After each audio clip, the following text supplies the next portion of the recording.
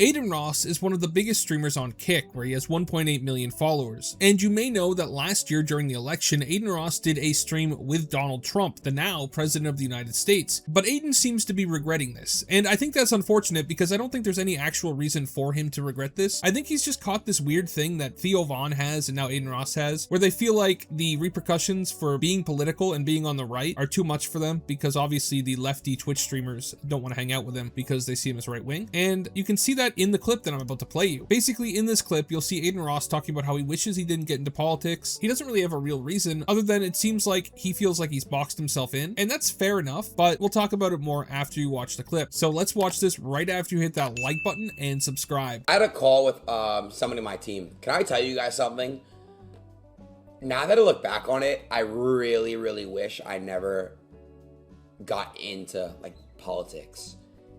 And I feel like that's a cool thing to like talk about. Obviously, it's like, you know, I just kind of like, I know y'all didn't like that era at all, except for the Trump like stream. Obviously, at the end of the day, it was the president. Like, but like now that I look back at it, it's like, damn, like so many people just tie me to it, and now it's just like, fuck, like no matter what, they don't even get to know who I am because they don't like even want to. Oh, you did the stream with Trump? You know what I'm saying? Like, and I really, really understand other people's side, and as I'm getting older, I'm just like seeing like I just don't think I'll ever care enough again for any other politician ever in the future, just because it's like at the end of the day, bro, like humans, we're all humans, you know? So yeah, he doesn't have good reason there, but he starts off by saying he had a call with somebody on his team, and then he says, oh, I wish I didn't get into this, and I don't think I'm going to do it in the future. So obviously what I think that means is that he was trying to get somebody to collab with him or do some brand deal, and they didn't want to work with him because he had previously streamed with Donald Trump. As you can see here,